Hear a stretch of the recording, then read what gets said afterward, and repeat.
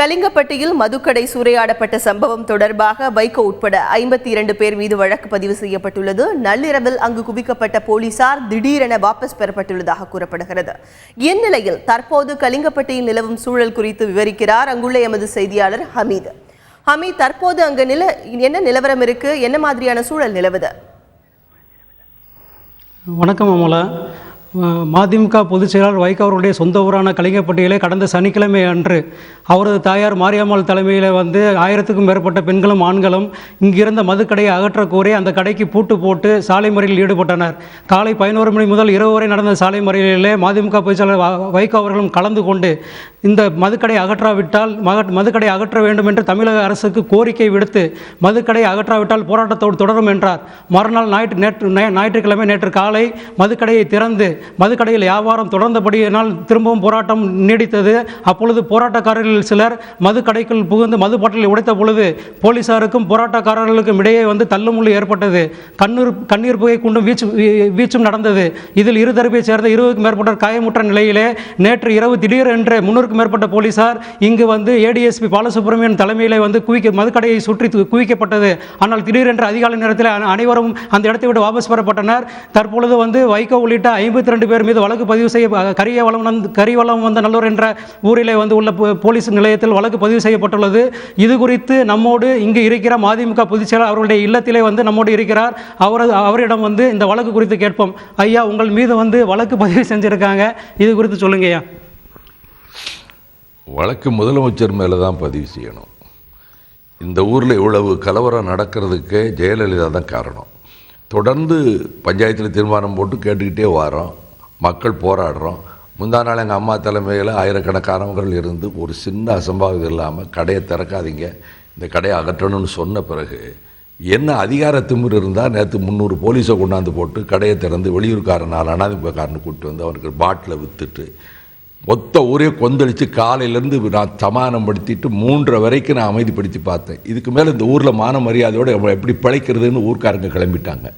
அதுக்கு பிறகு போய் நான் 1 மணி நேரம் அமைதியாக பேசியிருக்கிறேன் காவல்துறையினர்கிட்ட. காவல்துறையினர் எனக்கு பகை ஒன்றும் இல்லை, அவங்க கருவி. ஆனால் நாங்கள் கைதாக தயார் நடந்தே வாரோம், எங்களை கைது பண்ணுங்கன்னு போகும்போது அங்கே உள்ள பையங்க அந்த பேரிகேடு கடைக்கிட்ட போகிறாங்கன்னு அடிக்க ஆரம்பித்தாங்க. அடிக்க ஆரம்பித்த உடனே நான் உள்ள அடிபடுறேங்கிறதுனால தான் அந்த கல்வீச்சு வந்தது. என்னை சுற்றி அடிக்கிறாங்கன்னு எனக்கு இடது தொடையிலையும் வலது கால் கணுக்கால்லையும் காயம். என் மேலே விழுந்த குண்டாந்தடி அடியை மாவட்ட செயலாளர் சரவணன் தாங்கினார், அடுத்தடி என் தம்பி ரவிச்சந்திரன் தாங்கினா. இவ்வளவு நடந்து கொண்டு இருந்த பிறகு மொத்த மக்கள் கொந்தளித்து கடை போர்டை உடைச்சி, கடையை நொறுக்கி, இரும்பு கராதியை உடைச்சி, உள்ளே இருக்கிற அத்தனை பாட்டிலையும் கொண்டாந்து போட்டு உடைச்சி நொறுக்கிட்டாங்க. தீ வைக்கணும்னு முயற்சி பண்ணப்போ நான் அதை தடுத்துட்டேன், தீ வைக்கக்கூடாதுன்னு. நான் என்ன கேட்குறேன், இந்த சம்பவத்துக்கு பிறகு 2 பக்கம் அமைதிப்படுத்தி இந்த போலீஸ்காரங்க மேலே கல்லெறிஞ்ச ஒருவனை அடின்னு அடிக்க சொன்னேன். ஒரே ஒருத்தன் கல்லெறிஞ்ச. அதுக்கு பிறகு இவ்வளவு நடக்குதுங்க. ஏறி டியர் கேஸ் அடிக்கிறாங்க. டியர் கேஸ் அடிக்கிறது கூட்டத்தை கலைக்கிறதுக்குன்னு சொல்லலாம், ஆனால் கூட்டம் கலையலை. ஒன்று தெரிஞ்சுக்கிடுங்க, பத்திரிகையில் தப்பாக போட்டிருக்கான். நின்ன இடத்துல சிலையாக நின்னாங்களே தவிர டியர் கேஸுக்கு யாரும் பயப்படலை. துப்பாக்கி சூடு நடந்திருந்தாலும் நினைக்க மாட்டாங்க. ஆனால் டியர் கேஸில் 10 டியர் கேஸில் 6 டியர் கேஸ் என்னை எய்ம் பண்ணி அடித்தாங்க. அந்த ஒரு டிஎஸ்பி, இந்த இன்ஸ்பெக்டர் அழகுக்கண்ணன், இவங்க மெயினாக இருந்தாங்க. இவங்க பார்த்து அடின்னு சொல்கிறாங்க. நான் கூட்டத்துக்கு உள்ளே நிற்கலை, வேன் மேலே ஏறி நிற்கிறேன். Easy target. நான் வேன் மேலே தனியாக நிற்கிறேன், தலையில் பச்சை தலைப்பா கருப்பு துண்டோடு தனியாக நிற்கிறேன், மற்றவங்க கீழே நிற்கிறாங்க. கூட்டத்தை பார்த்து கண்ணீர் போக அடிக்கலை. எல்லா பத்திரிகையும் டிவியும் ஸ்ட்ரைட்டாக என் மேலே அடிக்கிறான். அவங்க அந்த ஆள் காட்டுறாரு, இவர் அடிக்கிறார். என் கிட்ட வருது, மணிமாறன் தடுக்கிறாரு. ஒரு சேர், அந்த சேர் பீஸாக உடையுது. இன்னொரு டியர் கேஸ் வெடித்ததெல்லாம் என் தம்பிக்கு காலில் பெரிய காயம். அவன் முன்னாடி நின்றுட்டான். இவ்வளவுன்னு செய்யும்போது தான் லோடு பண்ணி சுட்டாங்க. நான் சுடு அப்படின்னு சுற்றுப்பாங்க. ஏதோ ஒரு இயற்கையினால் அது தடுக்கப்பட்டிருக்கு. நேற்று சுற்றுப்பாங்க. சுட்டா ஃபர்ஸ்ட் ரவுண்டு என் மேலே தான் வரும், ஏன்னா ஸ்ட்ரைட்டாக நிற்கிறேன். இவ்வளவு செய்ய சொன்னது ஜெயலலிதா. நான் சொல்கிறேன், இல்லாட்டி போலீஸ்காரங்களுக்கு என் மேலே ஒன்றும் பகை கிடையாது. கொலை முயற்சி ஜெயலலிதா சர்க்கார் மேலே போடணும், வைகோவை கொலை செய்ய முயற்சின்னு. இப்போ வழக்கு போட்டிருக்காங்க. சரி, அதை பற்றி நான் கவலைப்படலை. வழக்கு போட்டு கைதானா நான் கைதாகிறதுக்கெல்லாம் நான் கலவரம் பண்ண மாட்டேன். கைதாகிறது எழுத்தெல்லாம் பொடாவில் கைதாகும் போதே தமிழ்நாட்டில் ஒரு சின்ன பிரச்சனை இருக்கக்கூடாதுன்னு சொன்னவன் நான். ஒரு பிரச்சனையும் இருக்காது. நான் கைதானாலும் ஒரு இடத்துல சிறிய வன்முறை கூட நடக்கக்கூடாது. நேற்று வைகோ அவர்களது போராட்டத்தை கேள்விப்பட்ட திருமாவளவன் உள்ளிட்ட அரசியல் கட்சி தலைவர்களும் வணிகர் பேரவைத் தலைவர் வெள்ளையன் உள்ளிட்டவரும் வைகோ அவர்கள் நேரடியாக அவர்களிடத்தில் சந்தித்து அவரது ஆதரவாளர்களும் கிட்டத்தட்ட ஆயிரக்கணக்கான நைட்டு இரவில் குழும்பியிருந்தனர். வைகோ அவர்கள் கேட்டுக்கொண்டதற்கெனக அவர்கள் இங்கிருந்து சென்று விட்டனர். அந்த சூழ்நிலையில் இப்பொழுது வைகோ 7:30 மணிக்கு மேல் கைதாக கூடும் என்ற சூழ்நிலை இங்கே நிலவுகிறது. இது குறித்து ஐயாவிடம் கேட்போம். ஐயா, நீங்கள் கைதாகிய பிறகு இந்த மதுக்கடை திறக்கப்பட்டால் உங்களுடைய நடவடிக்கை என்னவாக இருக்கும்? இனிமேல் என் ஊரில் மதுக்கடையை திறக்கிறதுக்கு ஜெயலலிதா சர்க்கார் முடிவு பண்ணால் அது that would be a fatal blunder of Jayalalithaa. ஏண்டா இந்த தப்பை செஞ்சோன்னு வாழ்நாளெல்லாம் வருந்தும்படியான நிலைமை ஏற்பட்டுவிடும். இதுக்கு மேலே எதுவும் சொல்ல விரும்புகிறேன். ஜெயலலிதா வருந்தும்படியான நிலைமை, அதிமுககாரங்க ஏன் இந்த தப்பை செஞ்சாங்க நம்ம சர்க்காரில் நினைக்கும்படியான நிலைமை ஏற்படும். என்னுடைய ஸ்ட்ராட்டஜி என்னன்னு இப்போ சொல்ல மாட்டேன். திறக்க முடிவு பண்ணுறாங்களா, அதுக்கு என்ன ஸ்ட்ராட்டஜின்னு நான் இப்போ சொல்ல மாட்டேன். ஐயா, தமிழகத்தில் பூரண மது விலக்கை நடைமுறைப்படுத்த கோரி நாளை நீங்கள் கடையெடுப்பு போராட்டத்துக்கு அழைப்பு விடுத்திருக்கீங்க. அப்படி நீங்கள் கைதாகும் பட்சத்தில் இந்த கடையெடுப்பு போராட்டம் எந்த அளவுக்கு வெற்றிகரமாக யாரால் நடத்தப்படுங்கிறத கொஞ்சம் குறித்து சொல்லுங்கள், விளக்கமாக சொல்லுங்க.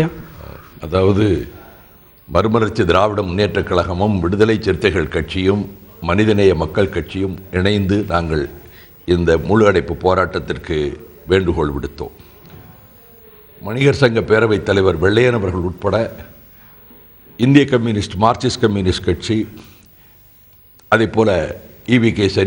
இளங்கோவன் அவர்கள் வழிநடத்துகிற காங்கிரஸ் கட்சி, கேப்டன் விஜயகாந்த் வழிநடத்துகின்ற தேசிய முற்போக்கு திராவிடர் கழகம் ஆகிய கட்சிகளும் பல்வேறு தமிழ் அமைப்புகளும், அதே போல் social democratic party of India, அதில் தௌஹீக் ஜமாத், இந்த அமைப்புகள் இன்னும் பல அமைப்புகளும், சகோதரர் மணியரசனுடைய விடுதலை பேர் இயக்கம், அவர்கள் எல்லாருமே ஆதரிக்கிறதாக சொல்லியிருக்காங்க.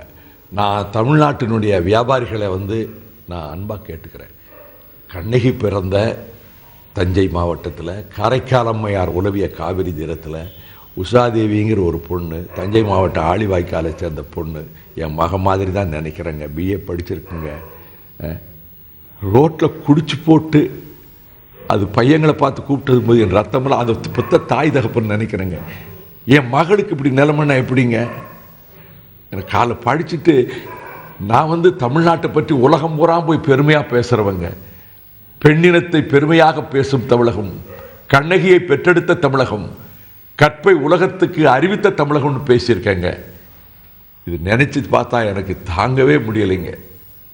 நம்ம வீட்டு பொம்பளை பிள்ளைய குடிக்கிறதுங்கிறது, ரோட்டில் போய் ஆட்டபாசம் பண்ணுறது ரோமாபுரியை விட சீரழிஞ்சு போச்சுங்க.